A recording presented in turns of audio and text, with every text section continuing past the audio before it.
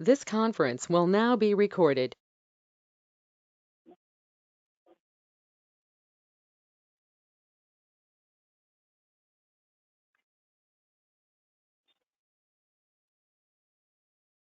Okay, so in the section 2, that is wire rod manufacturing, the content is clause of confidentiality.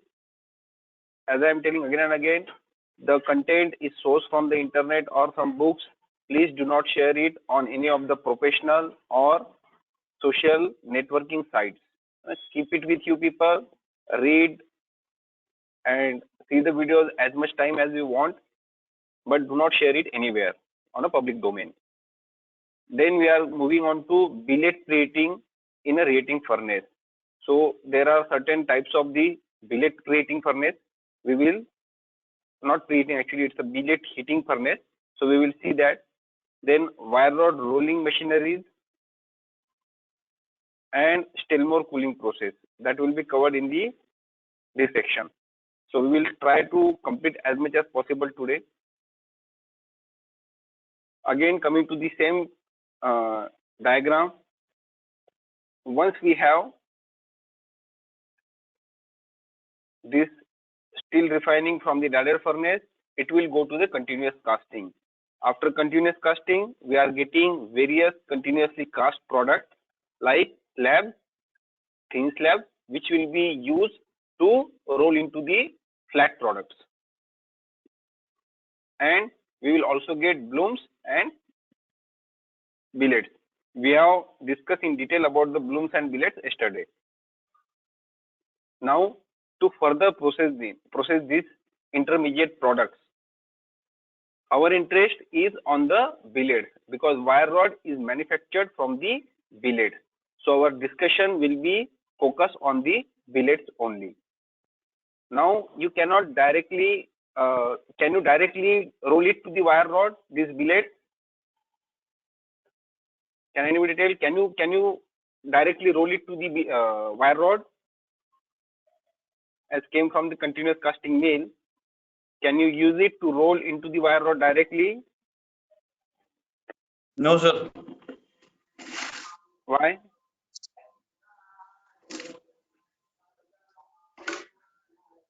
Why it cannot be used? It should be pickled Sir, phosphating and submitting. No phosphating इसमें नहीं होगा, wire rod manufacturing में नहीं होगा. Bill rate से जब आप wire rod बनाओगे, few are the mills are there who do not use intermediate heating. जैसे ही वो कंटिन्यूस कास्टिंग से निकलता है, that has that particular temperature, it will be fed to the directly to the wire rod mill also.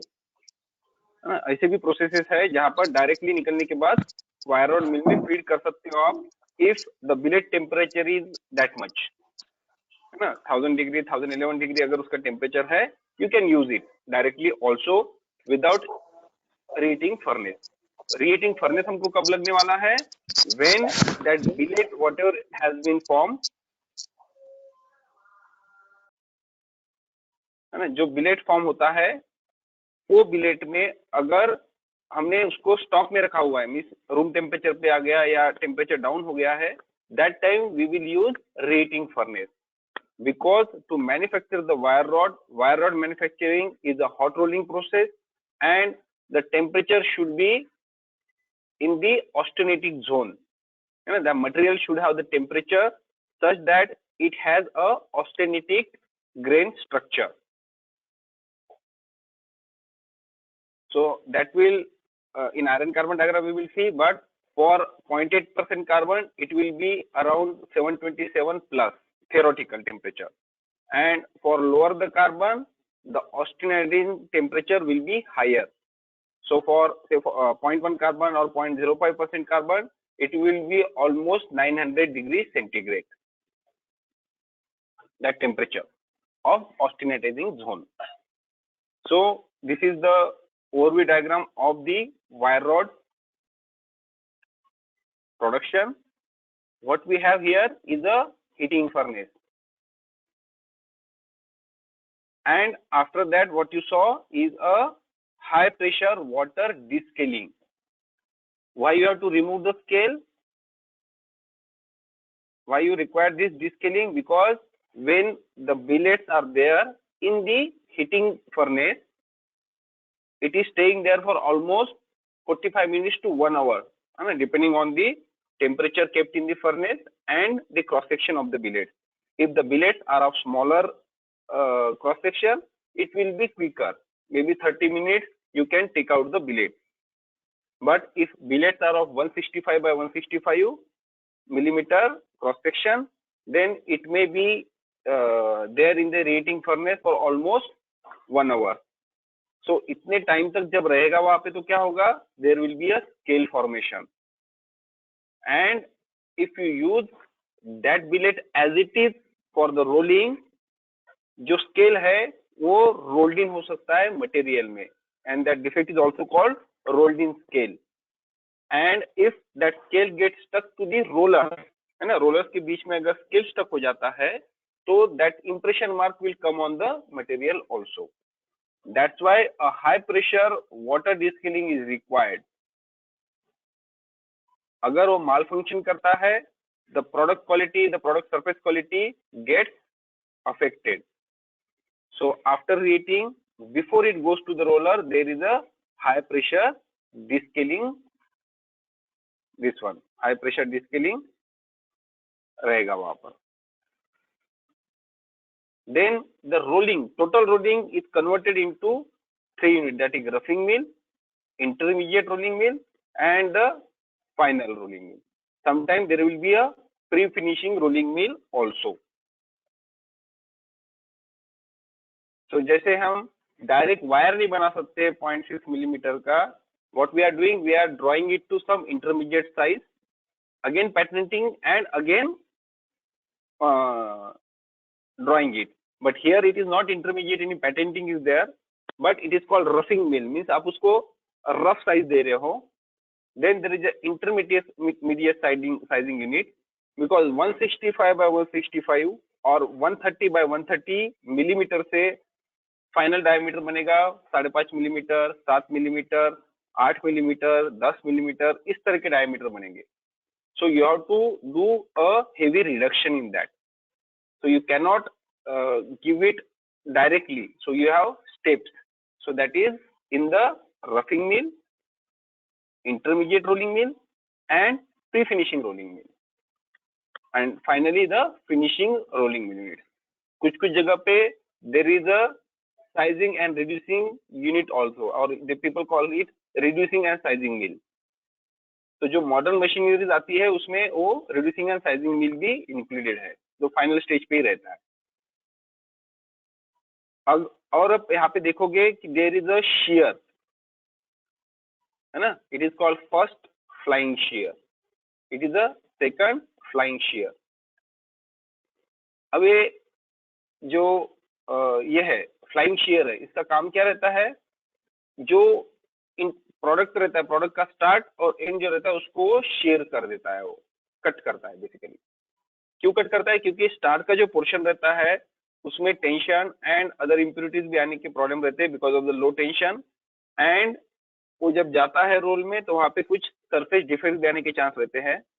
Also quality through out the cross length सही होना चाहिए, इसलिए वो जो स्टार्ट का पोर्शन होता है उसको कट कर देते हैं. I will show you a video wherein you can see how that shear works. It is not just like a sizer, it's a heavy duty shear and very efficient also. So I will show you that in the video how that shear works. Number of stands जो रहते हैं, total number of stands varies. पहले जो mills आती थी उसमें hardly 20-25 stands होते थे, बट द मॉडर्न मिल्स है ना, मॉर्गन की, डेनेली की जो मिल्स आती है उसमें ऑलमोस्ट 30 स्टैंड्स तक भी रहते हैं. तो this 30 stands in the sense एक एक रोल की यूनिट को इट बिकम्स वन स्टैंड, है ना, this unit becomes one stand. तो एक एक यूनिट में एक एक लाइन में, टोटल लाइन में 30 स्टैंड्स तक भी रह सकते हैं. Means 30 times rolling is being done there. And intermediately water tanks are there. So what is the function of this water tank? Is to maintain the temperature, because here also you are carrying out some work on the metal. और metal को जब work करते हैं तो उसके अंदर क्या होता है? कैन समबडी टेल क्या होगा उसके अंदर? When we are working on the metal what will happen? क्या चेंज होता है उसमें? Stress concentration. स्ट्रेस कॉन्सेंट्रेशन होगा। अगेन क्या इंक्रीज होगा उसका?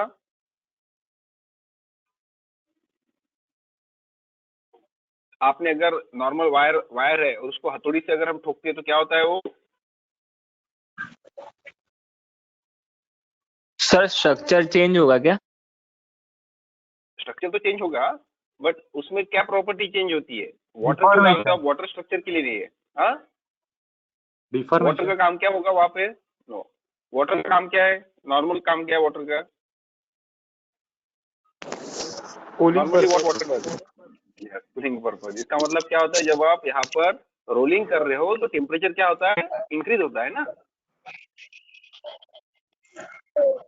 हाँ हाँ, because you people are from the wire drawing आपको पता है वायर ड्राइंग में भी टेम्परेचर इंक्रीज होता है। तो whenever we are carrying out any kind of work, है ना, जब एनर्जी हम देंगे तो क्या होगा?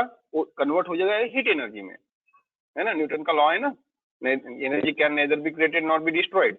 सो you are using one kind of energy, it will get converted to another type of energy.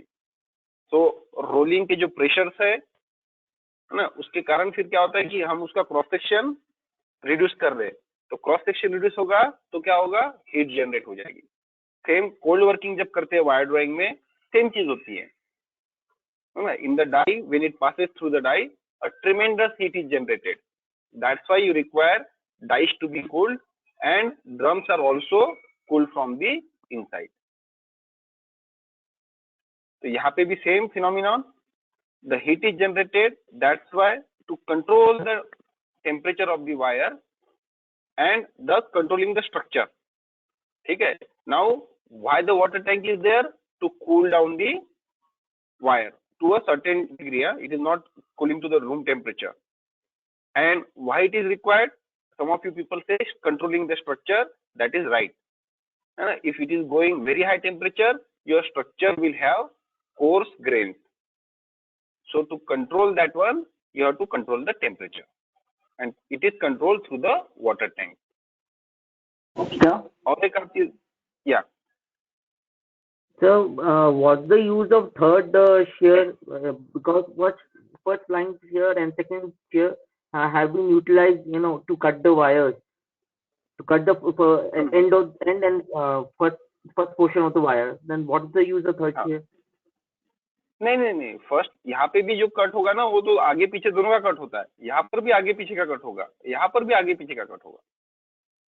It is not just कि यहाँ का फ्रंट करेंगे और आगे का सेकंड करेंगे, क्योंकि जब रोल में जाता है ना, तो स्टार्ट वाले पोर्शन में जो भी जिस आगे का पोर्शन जो निकलते जाएगा ना, वो कट करते जाएंगे हमेशा। End portion will be cut at every station with that shear, and front and end both are being cut there. Okay, sir.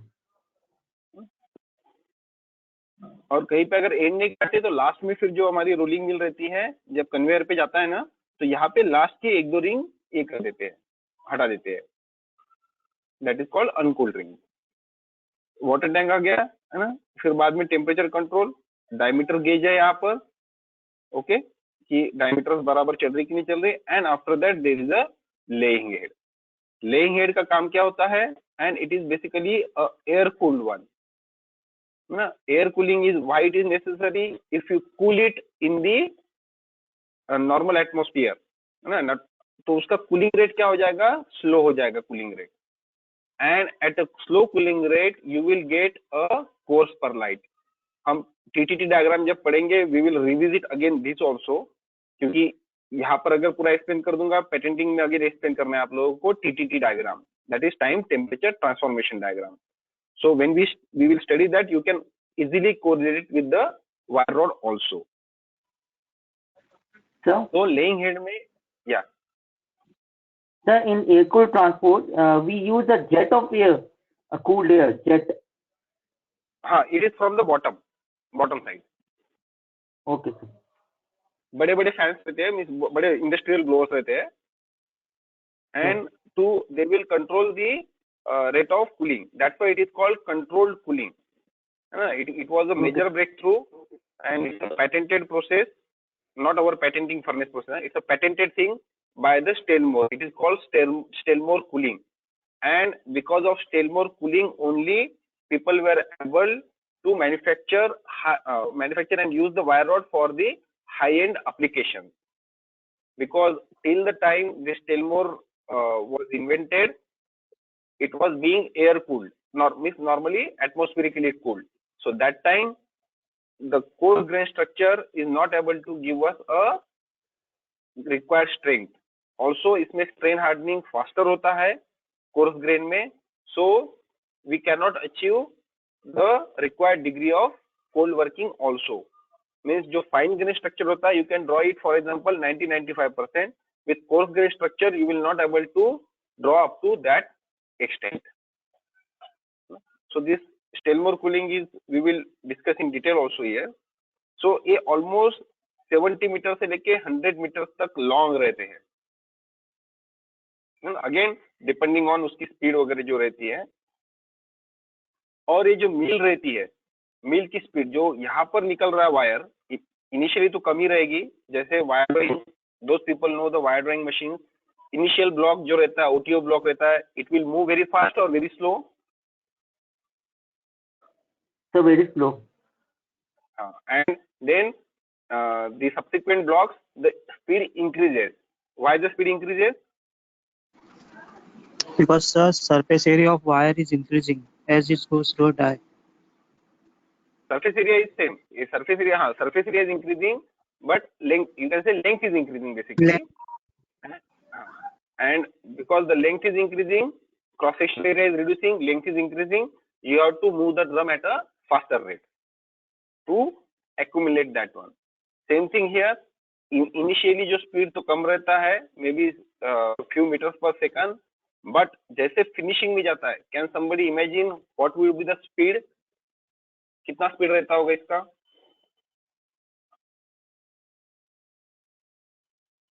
In case in meter per second. So 10 meter per second. 10 meter only. Wire rod की speed है final में. Any other people they want to guess that what would be the speed. मैंने बताया था इसका production 2 minute में ये पूरी कॉइल जो है ना वो निकल जाती है आगे. This around 2.5 ton of coil. Within 2 minutes second coil will start. दो कॉइल के बीच में थोड़ा गैप रहता है अराउंड 3-4-5 मीटर्स का.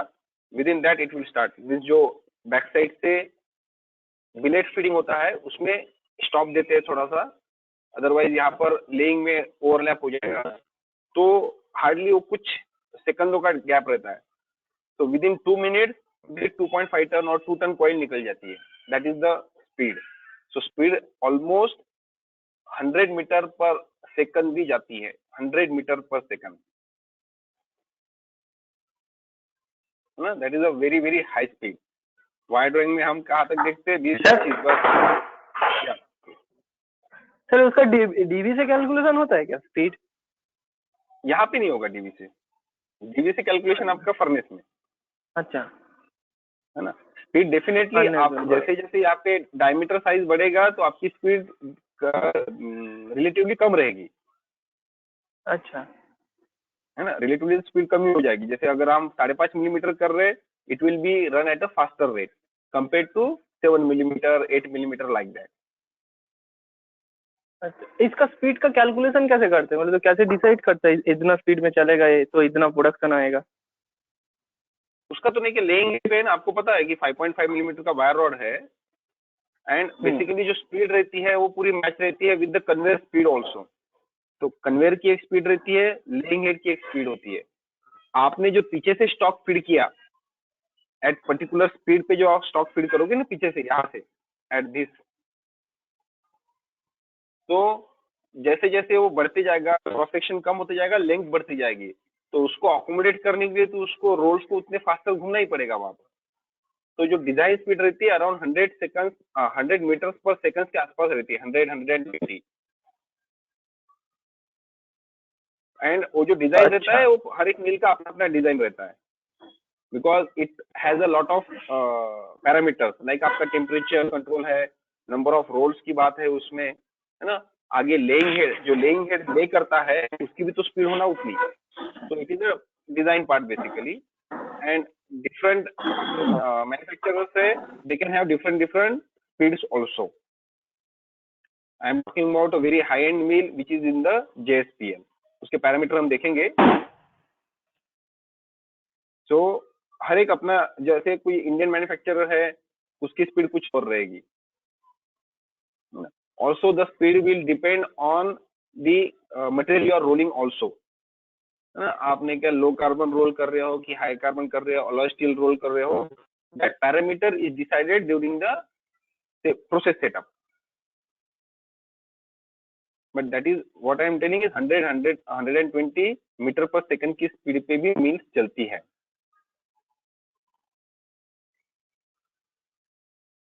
ठीक है, और इसका प्रोडक्शन अगर आपको कैलकुलेट करना है, okay, you can calculate from the say weight per meter of the wire rod. अब वायर रॉड हमारे पास कितने साइज का है, for example 5.5 millimeter. Can somebody tell me what is the length per meter of 5.5? 5.5 millimeter का जो rod है उसका लेंथ पर मीटर कितना हो जाएगा in grams per metre? To calculate that one, just simply multiply it 5.5 diameter square into 6.1678.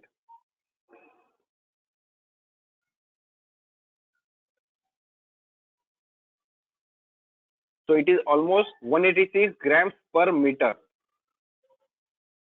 Okay, grams per meter 186. Sir 178 सबके लिए है क्या sir?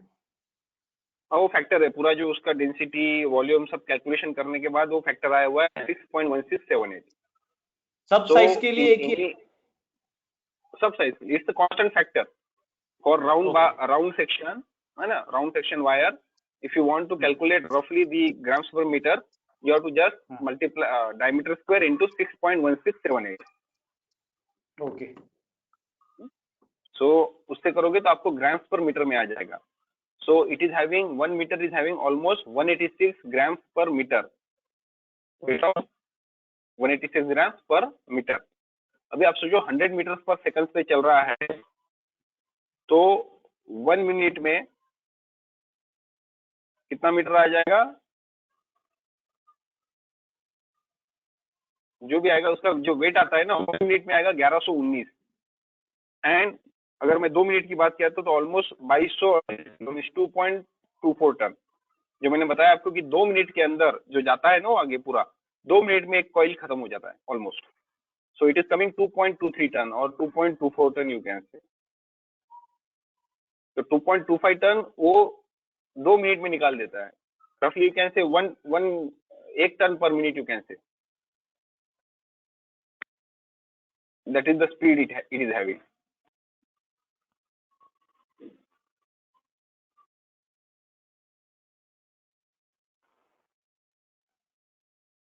Sir, Yeah. sir, could you explain again, sir? Because 6.1678 into 5.5 into 5.5 is equal to 186. Now what we have to multiply? हाँ, this is 186 grams per meter, है ना? This much grams will be there in 1 meter of rod. Yes, sir. Okay. Now you just imagine that, or don't imagine, just consider that the speed is of 100 meter per second. Okay, sir. So how many meters per minute? It will be 6,000 meter. 6,000 meters per minute. 100 meter per second. So how many? Yes, per, sir. minute? Okay, Sir, 100 meter, per, yes, sir. 6,000 meter per second. Yeah. So now to get how much production you are getting in 1 minute, so meter into 5, this 186. 186 आया था ना, 186 grams per meter.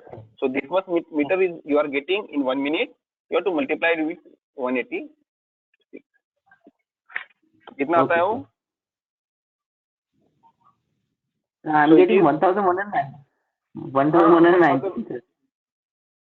1119, yes. So that will be in kg ना. अच्छा actually sir. पूरा आएगा तो ये तो ग्राम्स में आएगा, डिवाइड बाय 1000 करना पड़ेगा आपको. Okay sir. When you are, okay sir. so it's in gram, then you have to convert to kg and again 1000 से करोगे तो टन में. तो 1 मिनट में ऑलमोस्ट 1.1 टन आपका निकलता है 5.5 मिलीमीटर का. यू कैन हाँ 1.1 टन. इन 1 मिनट. सो मैंने जो बताया था कि 2 मिनट में ऑलमोस्ट 2 टन निकल जाता है आगे. Okay sir. Again it depends, हाँ, बट जो अच्छी मिल्स है वहां पे इसी स्पीड पे चलता है. So that was a complete overview of that one. One more process flow is there, like whenever the billet come, billet में कुछ अगर बेंडिंग वगैरह रहता है तो बिलेट स्ट्रेटनिंग की प्रोसेस होती है. After that there is a short blast cleaning होता है. शॉर्ट ब्लास्टिंग से जो भी उसके ऊपर जो सरफेस डिफेक्ट्स रहते हैं वो रिमूव कर सकते हैं हम. Then there is a magnetic test to check if there are any internal defects are present or not. It's a non-destructive type testing, NDT. Then there is a billet grinding, and then there is a billet heating. So this what we have अभी इसके पहले जो हमने देखा था यहाँ से देखा था. But there is a process of billet reconditioning also. It is called as billet reconditioning. So this is the part of that process, billet reconditioning, to prepare the billet for the heating operation. Sir, Same process. Yeah. so what's the use of magnetic test, sir? Magnetic test to check इनी जो रहता है ना, magnetic particle inspection test वगैरह जो रहती है, हाँ सर. है ना, एमपीआई जो टेस्ट होती है टू चेक एनी डिफेक्ट, जैसे जो माइक्रो क्रैक्स वगैरह जो रहती है, ओके सर. माइक्रो क्रैक्स वगैरह जो जनरल रहती है ना, which you can not visibly see. Yes sir. एक वो टेस्ट आती है फ्लोरोसेंट पेनिट्रेंट टेस्ट करके आती है, जो आप मटेरियल अगर आप उसके ऊपर लगाते हो तो जो because of the high capillary action जो माइक्रो क्रैक्स रहती है उसमें वो मटेरियल चला जाता है, and then you can see because that material is fluorescent you can see that cracks easily. Same magnetic particle test में, मैग्नेटिक इंस्पेक्शन में भी होता है. If there are some micro cracks are there और few defects are there, sometime internal defect can also be known through the magnetic test. तो जो billet आया है हमारे पास to check the quality basically, है ना, and through non destructive mode, because आप वो चेक कर सकते हो, आप कट करके चेक करोगे तो it is a basically destructive testing, you can not use that again. So magnetic test is a non destructive type of testing which is use for that. Then जो process में मैंने बताया था high pressure है, वहां पे भी rough rolling, intermediate rolling, fine rolling, then finish rolling, बाद में ट्रिमिंग भी है. Trimming is basically not that shear, वो बीच बीच में शेयर तो इसमें भी है, वाटर कूलिंग भी है. The trimming is basically and का जो पोर्शन रहता है अनकूल्ड रिंग वो हटाना ऑन द कूलिंग कन्वेयर यहाँ पर. देन कुछ टेस्ट रहती है अपसेटिंग टेस्ट, जिसके जो हमारे wire rod if it is using for some जैसे स्क्रू बनाना है ना, so for that upsetting test is done to check how it behaves under the deformation. Then tensile test है, reduction area भी check होता है. तो it is basically इन्होंने continuity में दिखाया है, actually it can be offline also, it has nothing to do. Trimming के बाद सीधा फिर strapping में जाता है, then weighing and shipping. मैं कुछ वीडियो दिखाऊंगा उसमें आपको क्लियर हो जाएगा, वो बेसिकली पूरा लाइन जो है वो क्लियर हो जाएगा. 2-3 अलग अलग वीडियोज है. Yeah. Sir, one doubt, sir. Sir, what is strapping? What is Strapping. strapping? You are strapping it ना. Strapping means जो मटेरियल अपना कॉइल जो बना है ना, तो you are tying it with the strap or the rod. Okay, sir. Okay, sir. Okay, sir. Fine. Yes. Big wire में जो स्टील स्ट्रैप यूज करते हैं, सेम वायर रॉड में जो स्ट्रैप आता है दैट. Yes. तो इलेक्ट्रिक हीटिंग की बात सर करें, शॉर्ट ब्लास्ट ट्रेनिंग में क्या करते हैं? या हेलो, हाँ, शॉर्ट ब्लास्ट ट्रेनिंग में क्या करते हैं मतलब? शॉर्ट ब्लास्टिंग जो सर रहता है शॉर्ट ना, ब्लास्ट ट्रेनिंग में क्या करते हैं? या it's a mechanical type of cleaning basically. And shorts जो रहते हैं either it can B metallic short, है ना, या short can be sand blasting जैसे रहता है ना, उस तरह का टेस्ट ये होता है, वो प्रोसेस होता है, जिसमें जो इसके शॉर्ट्स रहते हैं, छोटे छोटे वायर की शॉर्ट्स हो सकते हैं, बॉल्स हो सकते हैं, it is strike on the material. तो सरफेस में जो मटेरियल रहता है ना उसके ऊपर स्ट्राइक करते हैं, तो जो भी सरफेस डिफेक्ट होते हैं वो निकल जाते हैं, क्लीनिंग होता है basically. It's a non chemical cleaning, क्योंकि आप यहाँ पर एसिड क्लीनिंग तो कर नहीं सकते। So it is use to clean the surface with the oxide. अगर कोई ऑक्साइड वगैरह है तो उससे क्लीन करने के लिए शॉर्ट ब्लास्टिंग यूज करते हैं। वो सरफेस भी पूरा पिंड हो जाता है, जो कुछ सरफेस डिफेक्ट्स होते हैं एकदम ज्यादा डेप्थ तक नहीं रहते, वो भी इसमें रिमूव हो जाते हैं because of that pinning action. ठीक है Shubham?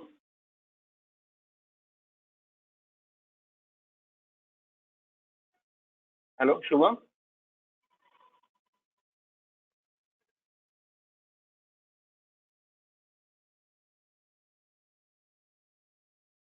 Okay, so billet reheating ना, बिलेट रीहीटिंग की जरूरत है। Why we are heating the billet? अगर हीट करेंगे तो क्या होगा? Will you be able to carry out the rolling?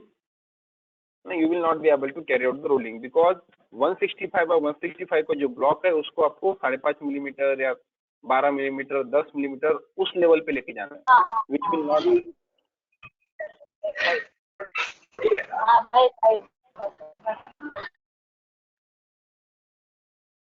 will not be possible if you do not reheat. So reheating is very important step. यहाँ पर एक reheating furnace का just picture दिखाया है मैंने। एक्चुअली रीहीटिंग क्यों करना है? दीज आर द पॉइंट कि हमको जो कोल्ड वर्किंग हॉट वर्किंग करना है, for that we require a temperature and to achieve that reheating is done. Number 2, the temperature between the surface and the core and also along the length should be at the desired level and the difference should be as low as possible, है ना? ये उसमें अपने को achieve होने को होना। जो कोल्ड स्पॉट रहते हैं, स्किड मार्क्स आते हैं, क्योंकि स्किड वहां पर नीचे स्किड रहता है, वो मिनिमाइज करते आना चाहिए in the reheating furnace. Also it should be able to avoid over heating, और ज्यादा ओवर हीट कर दोगे और बर्निंग कर दोगे तो स्टील की प्रॉपर्टी चेंज हो जाएगी। The surface become soft, the billet surface will become soft if it is overheated. Decarburize भी हो सकता है। Scale formation as low as या hello So what is skid mark, sir? So I have not understood to meaning what is the meaning of skid mark? Basically जो rating furnace है ना, rating furnace की उसकी requirement क्या है अपनी, what it should do actually ना।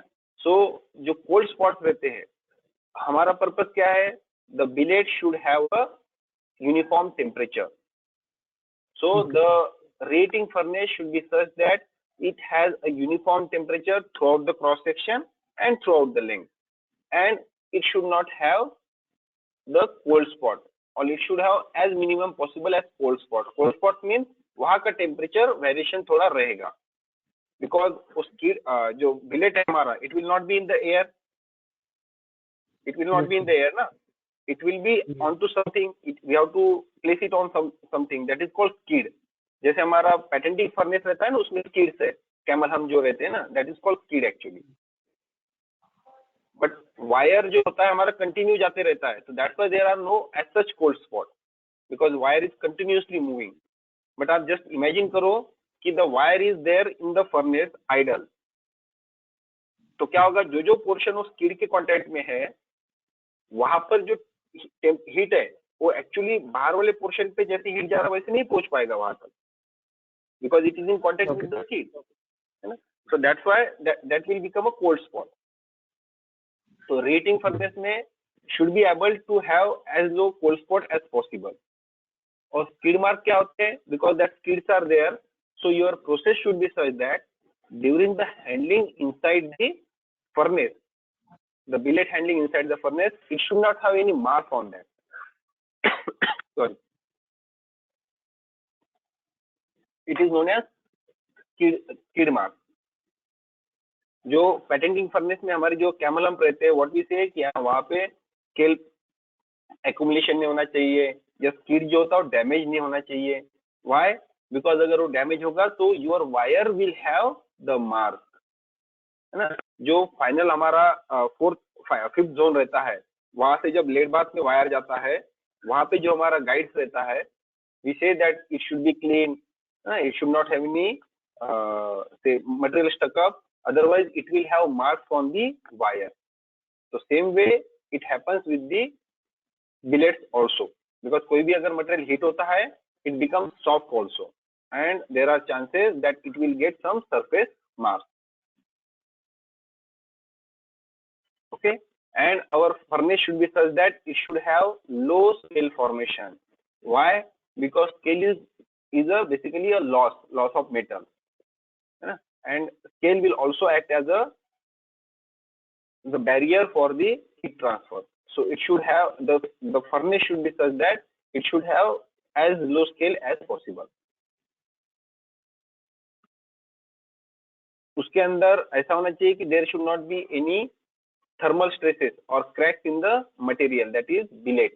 जो हम चार्ज करते हैं material, so the reheating furnace should be able to avoid any thermal stresses or cracks in the charged material. Then sir जो bottom of the steel, yeah.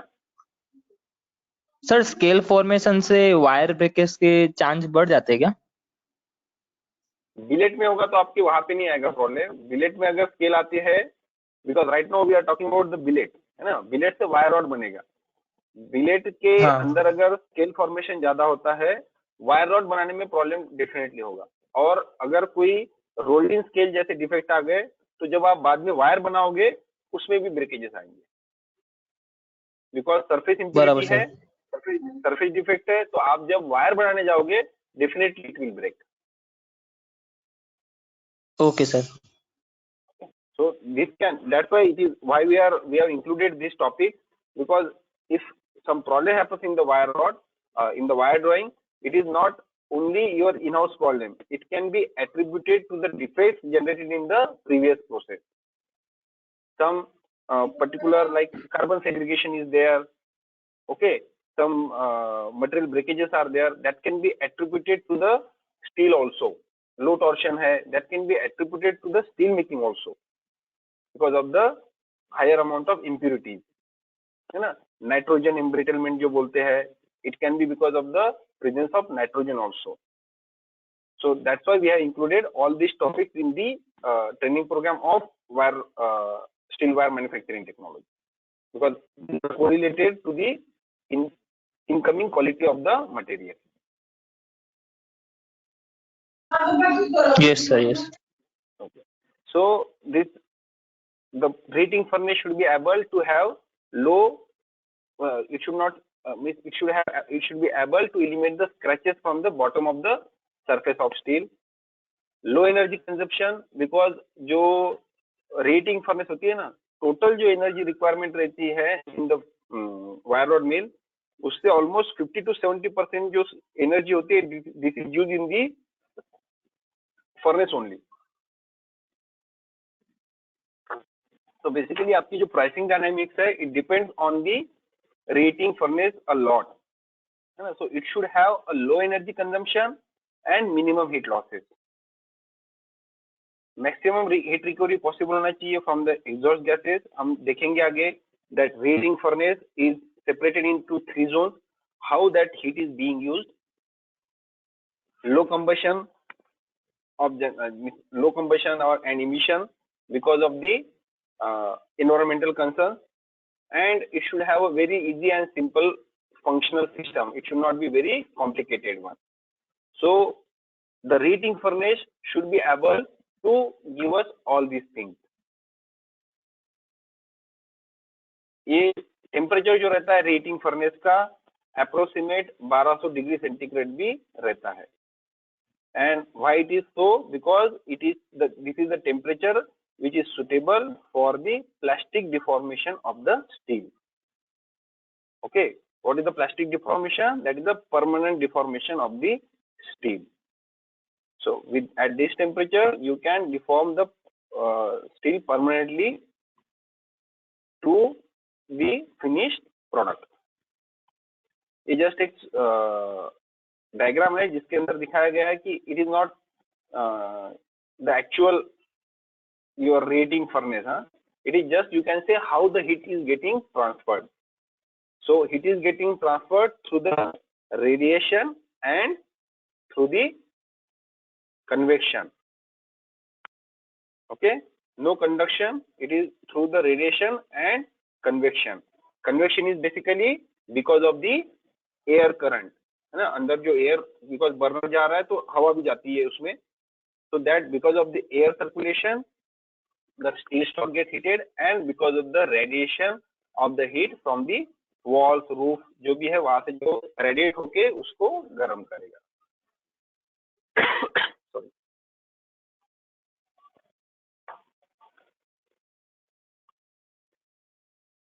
ये just एक rating furnace का एक सेक्शन दिखाया हुआ है. It is a typical one. जो actual ये है ना उसका फर्नेस का वीडियो में आपको क्लियर कर पता चलेगा हाउ इट वर्क. उसमें देखिए आप, it is a preheating zone. Here preheating zone है यहाँ पर. Then there is a heating zone and then there is a soaking zone. Burner का एक पोजीशन दिखाया हुआ है यहाँ पर. चार्ज कहाँ से आएगा? यहाँ से चार्ज आएगा ना. चार्ज इन द सेंस जो भी मटेरियल है. In our case it is a billet basically. So billet यहाँ से निकला एंड आप देखोगे in the preheating zone there is no burner. Burner है यहाँ पर नहीं है. सो प्रीहीटिंग का जो पर्पज है, the purpose is to use the flue gas coming from the soaking zone and the heating zone. तो इन यहाँ की जो गैस आती है, जैसे फर्नेस में भी हमारा जो पैटेंटिंग फर्नेस है, if you people have observed it carefully, you will see that the initial 3 meter or 6 meter length there are no burner, and then the burner start. Your first zone start after say 3 meter or 6 meters of length. Why it is so? It is because that zone, particular zone is called preheating zone. Always the furnace जो air रहती है अंदर, because you are putting the gas and air mixture ना. Gas and air mixture रहेगा. अगर आप solid use करते हो लाइक पल्वराइज कोल तो भी एयर एंड पल्वराइज कोल रहेगा. और if you use any oil fired burner then again there will be oil along with the air. So air always will be there because air is required for the combustion. Without air there will be no combustion. So ये जो air का flow रहता है, it will be always towards the charging door.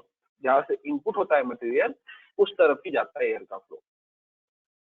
That's why जो हमारी पैटेंटिंग furnace है उसमें भी देखोगे the flow of the material flue gases is towards the entry side.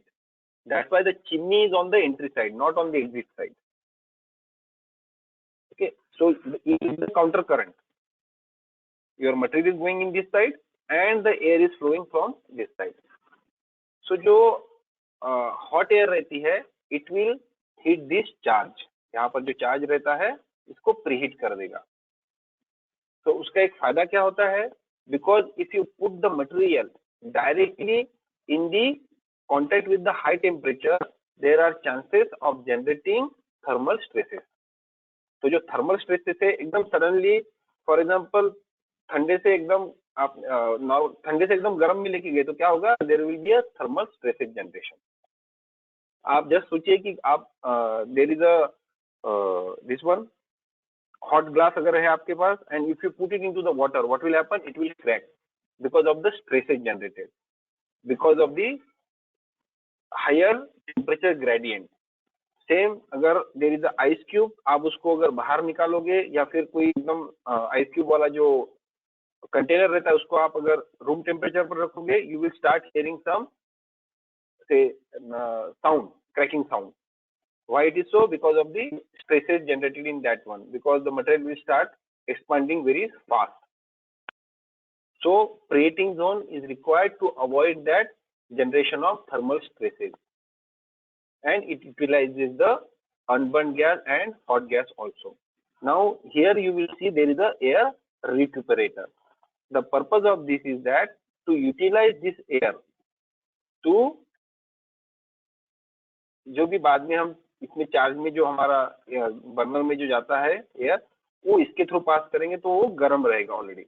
So you are putting some arrangement to utilise the heat as much as possible. जो भी बाहर जा रही हीट उसको जितना यूटिलाइज कर सकते हैं यूटिलाइज कर रहे हैं.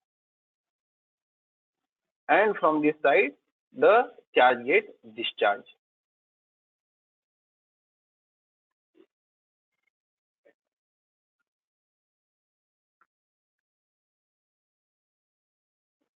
So now मतलब सर वो गैस के साथ जो एयर सप्लाई करेंगे वो एयर की बात करें ना सर, उसमें आप बोल रहे हो ना हीटिंग एयर उधर यूज करेंगे. यस यस वो वहाँ पे यूज कर सकते हैं. अच्छा. बिकॉज फिर क्या होगा कि कोल्ड एयर रहेगी हाँ, तो इफिशिएंसी अलग रहती है. आप हॉट एयर यूज करोगे तो इफिशिएंसी अलग रहेगी. हाँ.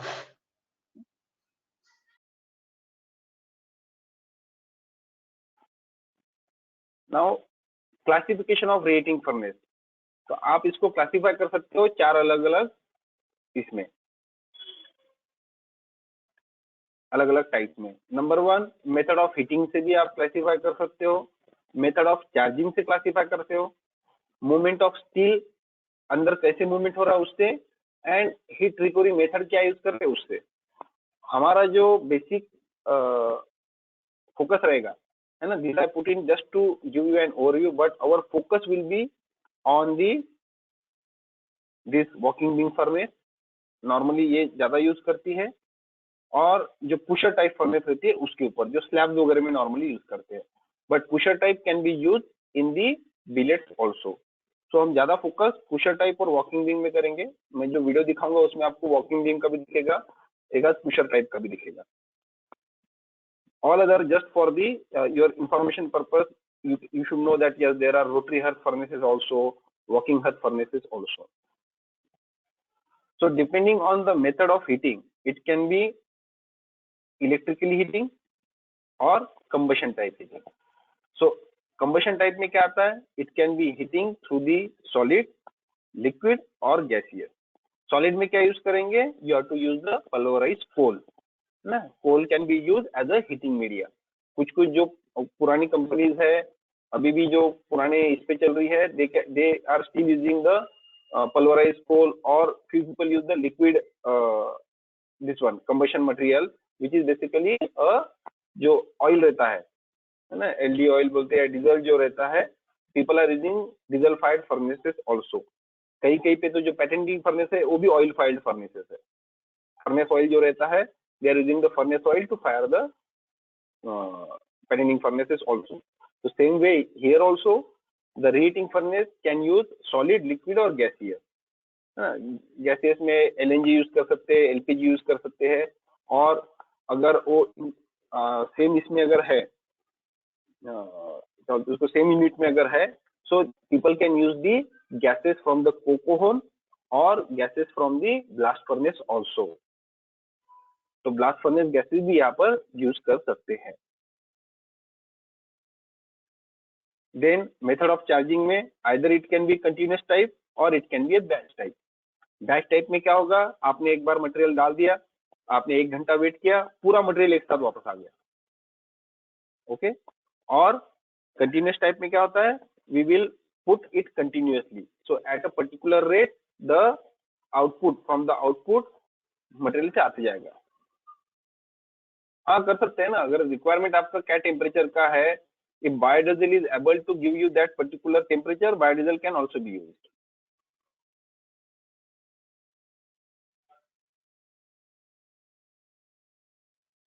So number 3 is the movement of steel in the steel stock in the furnace. वो मूवमेंट जो अपना स्टील स्टॉक का है फर्नेस में कैसे मूव कर रहा है. It basically for the continuous type की बात कर रहे हैं. So it can B pusher type furnaces. जैसे आप पुशर बोलते हो तो क्या होता है? पुश हो रहा है. Then it can be rotary hearth furnace और walking beam furnace. Walking beam JSPL में वॉकिंग बीम फर्नेस है and it poses it gives so many advantages. जो पुशर टाइप में नहीं रहता है वो आपको वॉकिंग बीम में एडवांटेजेस मिलते हैं, बिकॉज वो एक जो स्किड है ना उसके ऊपर वो स्लिप नहीं करता है, so that it is not continuously moving onto the skid. It is just lifted by the beams and again pushed to the next position, lifted by the beams and again pushed to the next position. Video में आपको दिखेगा वो. It is called walking beam furnace. Then there are walking hearth furnaces also or roller hearth furnaces also. And then again, depending on the heat recovery method, it can be regenerative type or recuperative type. तो उसके अलग अलग जो fundamentals है कि how you are recovering the heat, that can also classify the furnaces. But हमारे जो interest के है that are basically pusher type furnace, walking hearth furnace, walking beam furnace. तो हमारे बेसिकली वायर रॉड मिल के लिए जो यूज होती है रोलिंग मिल में, walking hearth furnace, pusher type and walking beam. ये pusher type and walking beam for the wire rod rolling use करते हैं mostly. Wire rod rolling mill के लिए ये दो टाइप की फर्नेसेस ज्यादा अबंडेंस में यूज होती है.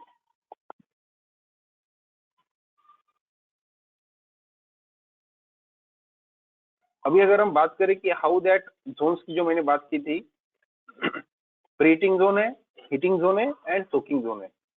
प्रीहीटिंग जोन का मैंने आपको बताया था, it will use the heat from the heating and soaking zone so that it will be heated, the stock is heated slowly and it will not generate any kind of thermal stresses. और उस zone को रिक्यूपरेटिव zone भी बोलते हैं because you are utilizing the heat from the previous section. Then there is a heating zone. Heating zone में क्या होता है, जो मटेरियल होता है ना उसको रैपिडली हीट करते हैं एंड मैक्सिमम टेम्परेचर जो अचीव होता है वो इसी जोन में होता है. Like in our case also, in the patterning furnace also there is a preheating zone is there. Then there is a first एक जो इनिशियल जोन जो रहते हैं हाई टेम्परेचर जोन होते हैं, उसके बाद न्यूट्रलाइजिंग जोन होता है एंड लास्ट में जो फाइनल जोन होता है हमारा, it's a soaking zone. So in the soaking zone, what we will achieve, we will achieve the uniform temperature across the cross section. The purpose of soaking, soaking का मतलब क्या होता है, कपड़े जब सोक करते हैं ना, सुखाते नहीं है, सोक करते हैं. So when water is being soaked, तो इसका मतलब क्या होता है कि टोटली वो जो ये है सोकिंग मीडिया है उसमें यूनिफॉर्मली वाटर चला गया है. तो same way in the soaking zone the temperature gets soaked into the material so that material cross sectionally it has a uniform temperature, and uniform temperature is very very important to achieve the uniform reduction, uniform your properties by virtue of uniform structure. So these are the three zones in the reheating furnace. Now we will quickly go through some of the videos and after that we will move to the wire rod. But before that I will just show you the JSPL की जो annual capacity है ना, एक JSPL Jindal steel and power जो है, they have annual capacity of 0.6 million tons, means 6 lakh ton बना रहे per annum. इसका मतलब 50,000 tons per month. So even if they are working for 25 days, for example, it is a how many 2,000 tons per day, and 2,000 tons per day 1440 minute है. So almost 1.3 you can say 1.3 1.4 ton per minute निकलता है. तो जो हमारे calculation है वो उसी के हिसाब से मैच करते हैं.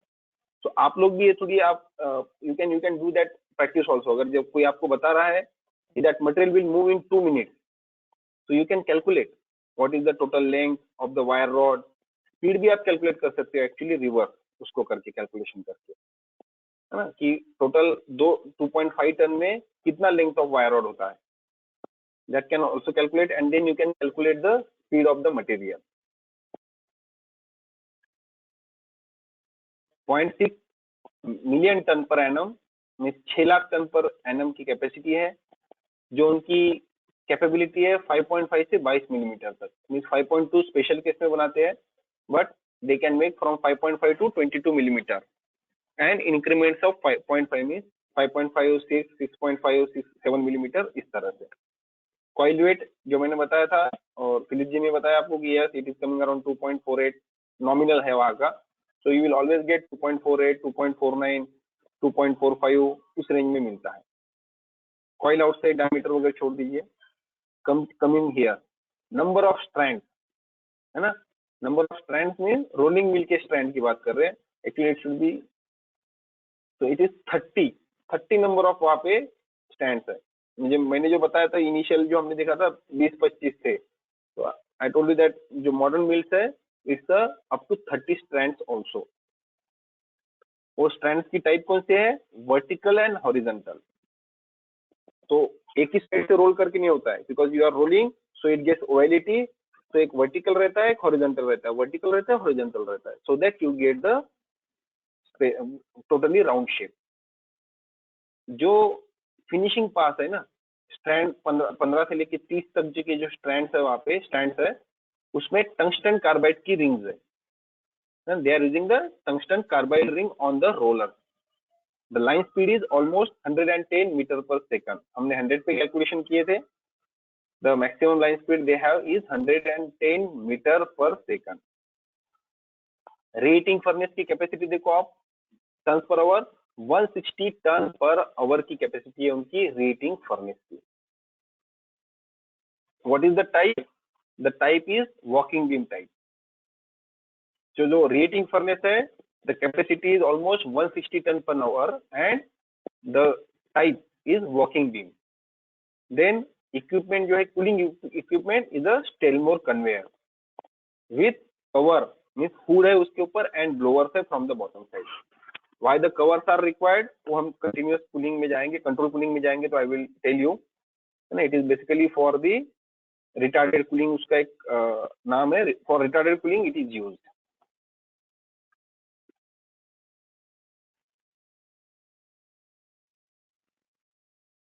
So I will show you some videos so that it will get clear, because this topic ऐसा है कि अगर आपने नहीं देखा हुआ है it will be difficult for you to understand. तो हम एक दो वीडियोस है वो देखते हैं and you people will understand. इसके बीच में अगर किसी को कुछ क्वेश्चंस आते हैं they can ask. So I am starting the videos.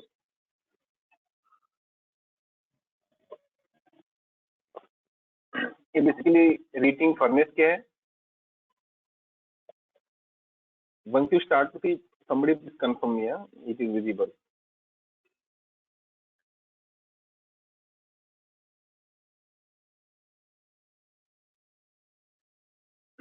Is it visible to you people? Yes, sir, visible. Okay. Now this is about the working beam mechanism. अभी क्या है कि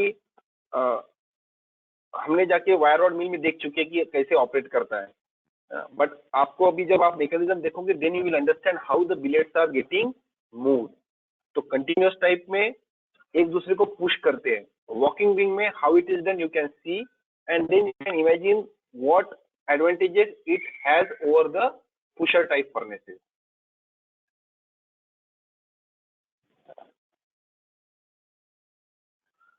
क्या है, यहाँ से बिलेट आया, this is the blue one is the billet. Okay, अब ये कहाँ से आया, रिकंडीशनिंग होके यहाँ पर आया हुआ है billet. Now this two arm will push it inside.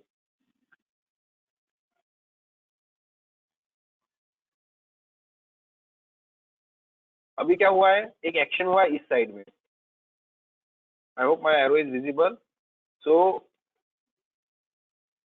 जैसे ये रॉड अंदर गया था हमारा बिलेट, यहाँ पर एक एक्शन हुआ था।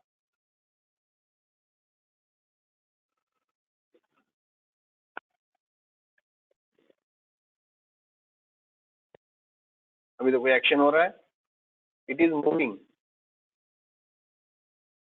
Beam one at a time. वो ऊपर से जा रहा है, उसको रखा जा रहा है। यू जस्ट सी, जो बीच के बीम से ऊपर जा रहे हैं उसको रख रहे हैं। It is not pushing on to this कील, one of the requirement was that it should have as low as skid mark. तो ये तो skids है जिसके ऊपर ये रखे गए हैं. अगर आप नहीं रखोगे तो क्या होगा? अगर आप दो तरफ दोगे सपोर्ट, बीच में सपोर्ट नहीं दोगे तो क्या होगा? Because of the weight it will get distorted ना. People must be having a question कि सारे सपोर्ट ही क्यों दिए हमने फिर. If you don't give the support, 2 ton का जो मटेरियल है, if you put it only at 2 position support, what will happen? It will have the distortion. That's why so many supports are given. But इसमें देखना कि ये जो supports है, they are basically moving. It is lifting it and then moving forward, lifting it and then moving forward. वो कैसे होता है वो भी आपको दिखेगा जब वो दिखाएंगे अपने को. फर्नेस के नीचे का पोर्शन भी दिखाएंगे. Now you see.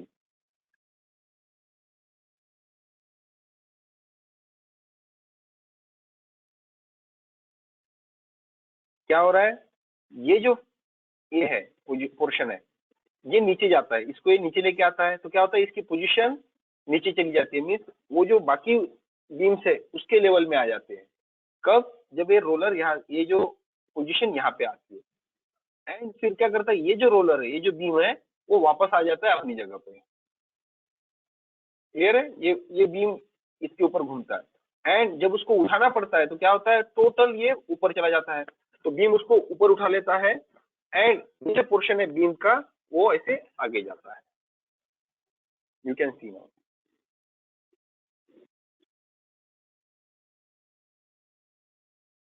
देखो उसमें आ गया ब्लू, यहाँ पे आ गया. नाउ यू विल सी दोनों एक साथ.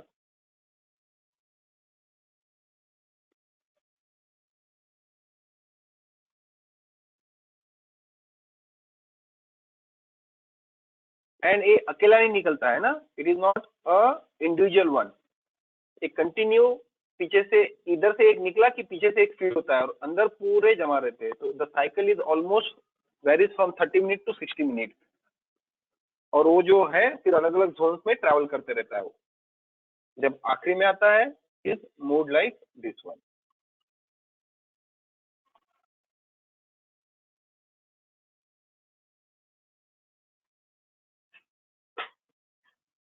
समझ में आया ये?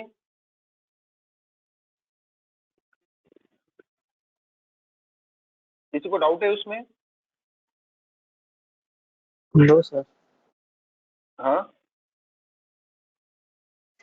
No, sir. नहीं ना, समझ में आ गया कैसे वॉकिंग बीम कैसे होता है. वो बीम वॉक कर रहा है एक्चुअली, है ना, ग्लाइड नहीं कर रहा है. It's walking, it is lifting and moving forward, lifting and moving forward. And mechanism में एक बिलेट दिखाया है एक्चुअली. वो थ्रू आउट द फर्नेस जो है उसमें वो पूरे बीम्स बिलेट्स रखे रहते हैं. ठीक है. We will move to the second video.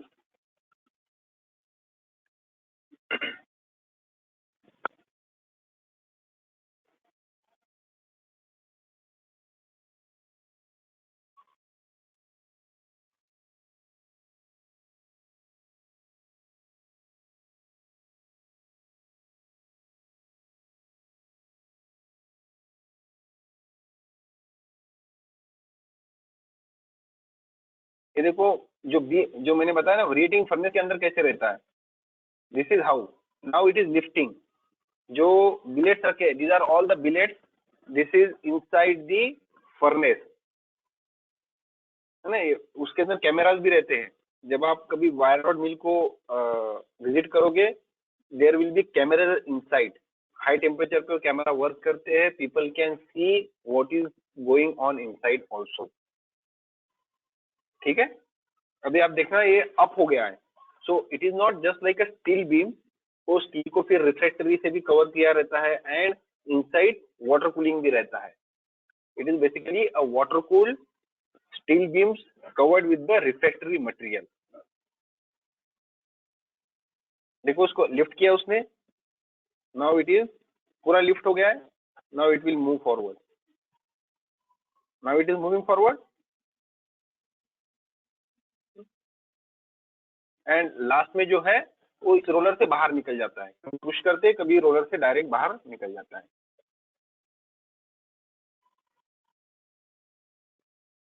ठीक है,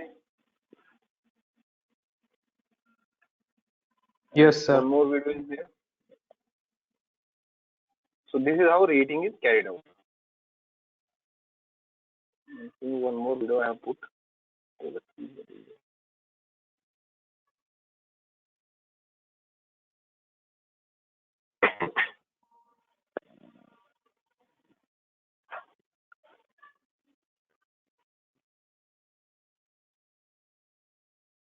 It is basically a pusher type. No sir, ये भी walking beam का ही है ना, walking beam type ही है, but it is for the slab basically. है ना, स्लैब जो रहती है उसके लिए ये furnace.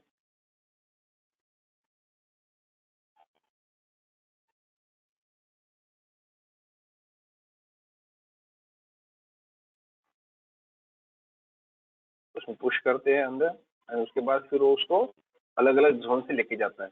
These are the 3 different Jones.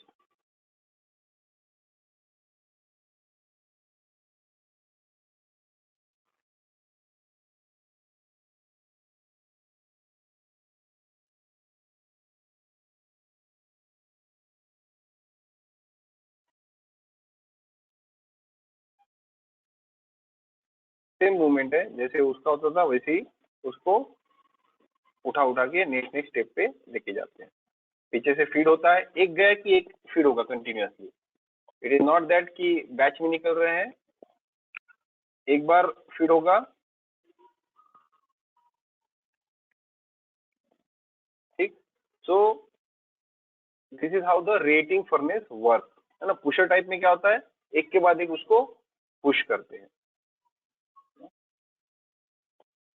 So wire road हमने रेटिंग फर्नेस देखा, एंड वायर रोड जो रहता है वायर रोड मिल, उसका एक और भी वीडियो देख लेते हैं 5 मिनट में, and then we will close today session. Tomorrow we will continue with the rolling mill. उसमें आपको टोटल जो रोल्स वगैरह यूज होते हैं, है ना, एंड उसकी process basically we will focus more on the cooling conveyor. बाकी बीच में तो क्या है, देयर आर रोलर, ये रोलर्स रहते हैं जिसके अंदर फिर जैसे हमारी डाइज होती है वायर ड्राइंग में, there are the rollers, vertical horizontal rollers रहते हैं, and then with the help of that one the reaction is carried out. जैसे जेएसपी की एक मिल का वीडियो है, we quickly go through that one, I think it's hardly 5 minute something, तो आपको एक आइडिया आएगा कि रोलिंग मिल कैसे वर्क करता है।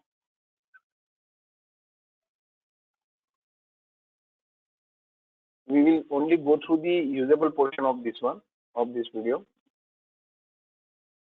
and ये वीडियोस की लिंक ऑलरेडी प्रेजेंटेशन में रहेगी, which will be uploaded onto the website, तो आप लोग वहां पे जाके एक बार देख लीजिए वीडियोस। उससे आपको क्या क्लैरिटी बेटर आएगी हाउ इट वर्क।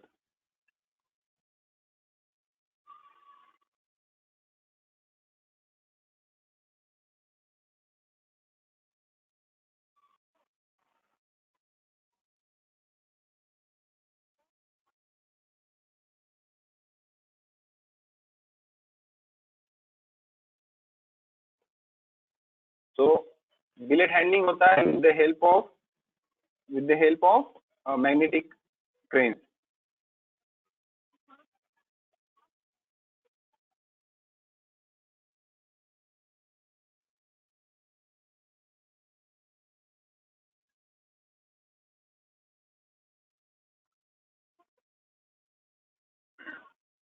तो मैग्नेटिक लिफ्टर से क्या होता है कि उसमें जो डिफेक्ट्स है वो कम आते हैं। कोई अगर आपका जो मूवमेंट नहीं होता है वहां पर, क्योंकि अगर नॉर्मल क्रेन से उठाते हैं तो there will be a movement, magnetic में तो क्या उसको पकड़ के लेके जाते हैं और रख देते हैं, तो there will be no any relative movement, so the damages will be less. Then billet reheating, ये देखिए इस तरह से उसको रेटिंग फर्नेस में जा रहा है, with that speed is going inside.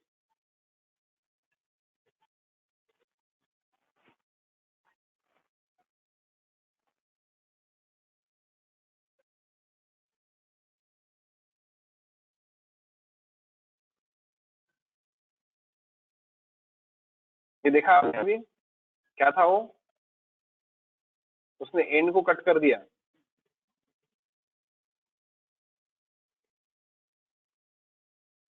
देखना यहाँ पर शेयर शेयर करेगा इसको,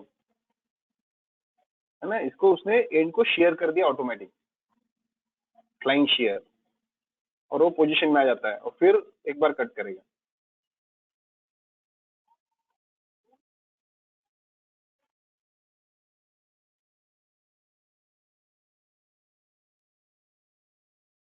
this is a billet descaler, जो मैंने बताया था वाटर स्प्रे रहता है, ऑलमोस्ट 120 बार का प्रेशर रहता है उसके अंदर।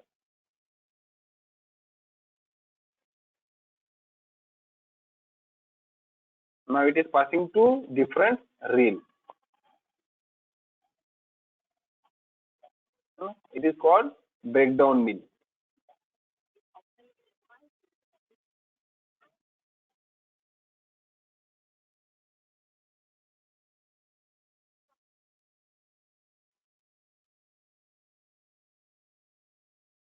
ये निकला है रेटिंग फर्नेस से।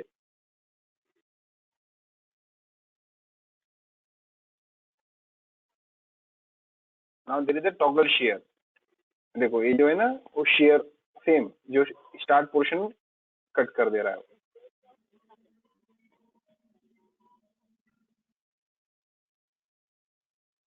ये शेयर कर दिया उसने। All the rolls because of the high temperature, bearing को और रोल्स को कूल रखने के लिए कंप्लीटली वाटर से स्प्रे करते रहते हैं, वाटर मिस्ट या वाटर से। Now you must be having a question कि ये वाटर जब आता है तो there will be some changes in the structure, but it will not happen. That's why the temperature is almost 1200 degree centigrade. और जब तक आप 700 के नीचे नहीं आते हो, you will not get any change in the microstructure. तो ये वाटर जो इसके ऊपर पड़ता है उसका कोई इम्पैक्ट नहीं पड़ता है, वो जैसे ही पड़ता है उसके ऊपर इवेपोरेट हो जाता है।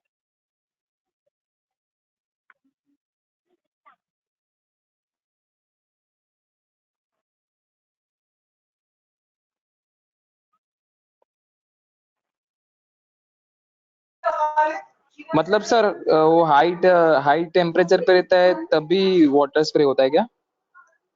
हाँ, क्योंकि वाटर स्प्रे कंटिन्यू होते रहता है, बिकॉज जो रोलर्स रहते हैं ना उसके रोलर्स हाँ सर। बेरिंग और टोटल असेंबली पूरा हॉट हो जाएगा ना 1200 डिग्री पे आप जब उसको कंटिन्यू करोगे, सो दैट योर हाँ सर। हाई प्रेशर इज देयर, तो जो बॉडी है टोटल मशीनरी की इट विल गेट डैमेज, तो उसके लिए उसके ऊपर कंटिन्यूसली वाटर स्प्रे करते हैं।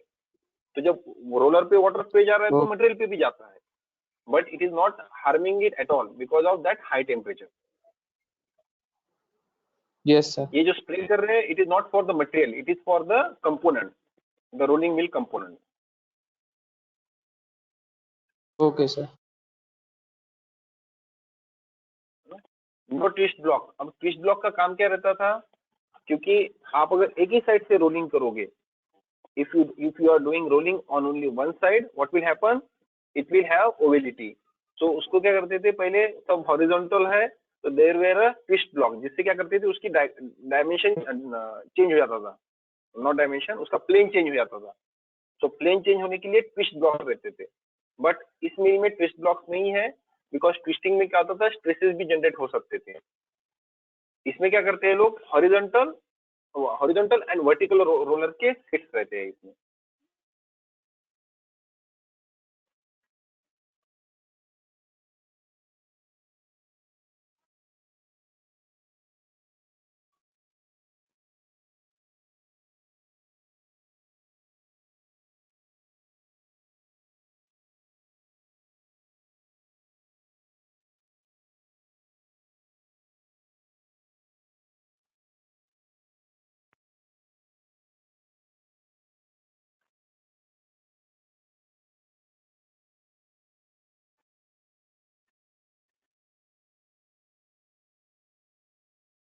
ये देखो व्हाट हैज हैपेंड, वहां पे भी शेयर था और उसने वो एंड हटा दिया है। You will just see that there is, हाँ ये क्या है, यहाँ पर जो पोर्शन घुमा था ना that is a share basically. आप बॉटम में देखोगे उसका ये जो टुकड़ा गिर रहा है, हाँ this material is basically they have cut it and it is collected at the bottom. ठीक है ना। तो शेयरिंग जो रहता है वो तो जैसे 1 फीट के आसपास का टुकड़ा उसको हटा देते हैं वो एंड से।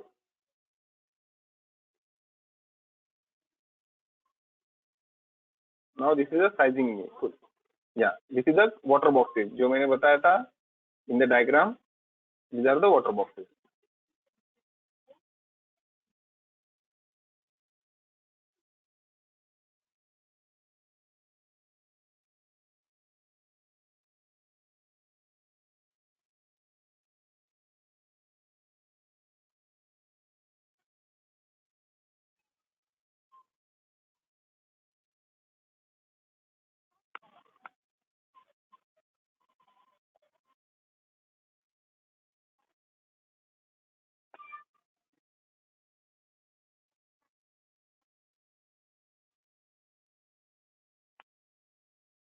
देखो इसके अंदर पूरा उनका साइज दिया हुआ है कि जो रोल बनेगा 19 मिलीमीटर बनेगा तो कौन से रोल्स रहेंगे, क्या रहेंगे, वो सब दिया हुआ है चार्ट में। तो जैसे हम डायड्राफ्ट रहती है उसी तरह से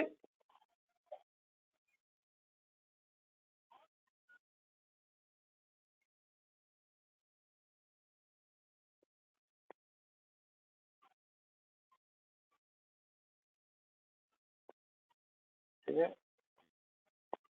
this is the continuous monitoring of the size. वहां पर जो है ना वायर रोड की वहां पे ये लगा के रखा है उन्होंने सिस्टम जिसके अंदर ये डायमीटर टोटली वहां पर डिस्प्ले होते रहता है। सो यू कैन से 5.68, 5.48 mm and 5.61 is the diameter. तो ये कंटिन्यूसली दिखते रहता है कौन से स्टैंड पे कौन सा डायमीटर चल रहा है।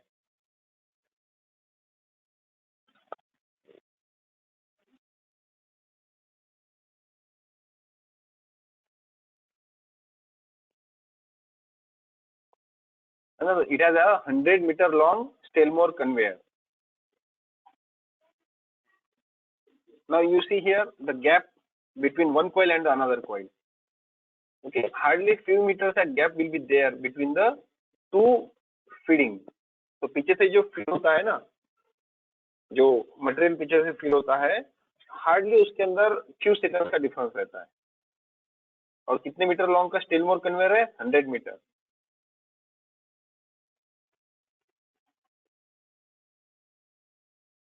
ये सभी दिया है वाटर बॉक्सेस, है ना। कितना क्या रहेगा? 5 to 7 मिलीमीटर। फिनिश प्रोडक्ट की साइज है 8 to 11, 11.5 to 22 मिलीमीटर। और फिर पोजीशन कहाँ पे रहेगी, क्या रहेगी, वो सब दिया हुआ है यहाँ पर। So there are water boxes 3 and 4, water boxes 3A।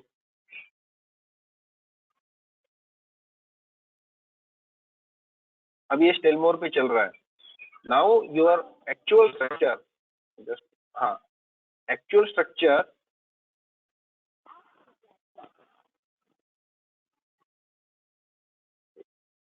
जो बनेगा अभी, now you will get the structure here on the cooling conveyor belt.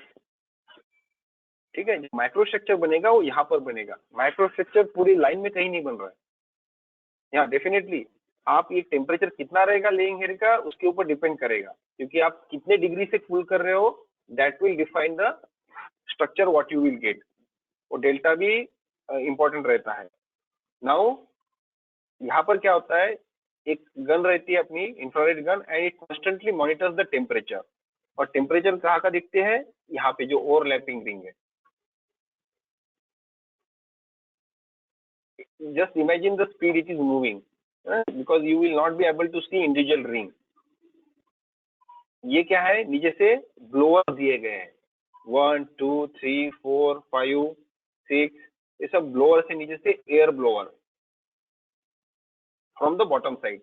Mill actually around first floor के आसपास चलती रहती है मिल। क्लियर है? So this is how you will achieve the cooling using the blower.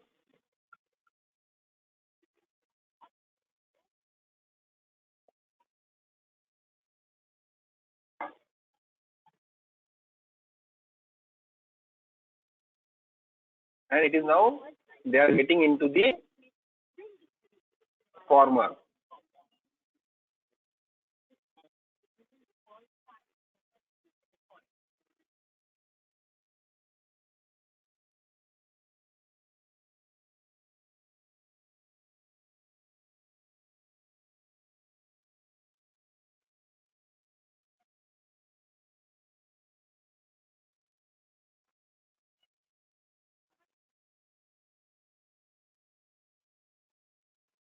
Now this is strapping. Okay, ये जो है this is strapping.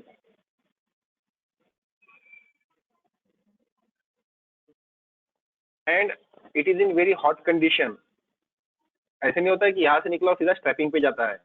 Continuous ऐसे उस मूवमेंट रहता है उनका, ये फॉर्मर्स का, और ऑलमोस्ट मे बी 1 आवर और समथिंग के बाद में जाके वो स्ट्रैपिंग होता है.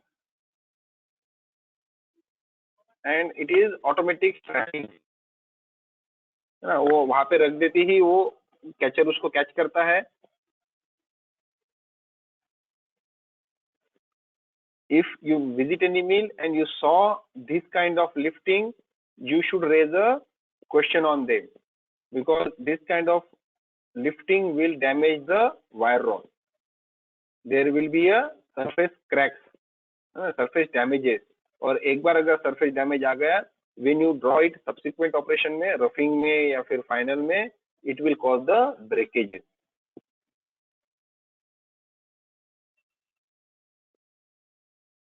So if you visit any mill or if any supplier comes, you found some damages, you should always ask how they are handling the wire rod. Even you should ask them whether these forklift booms are covered with some softer material. Otherwise, this will also cause damage to the wire rod surface.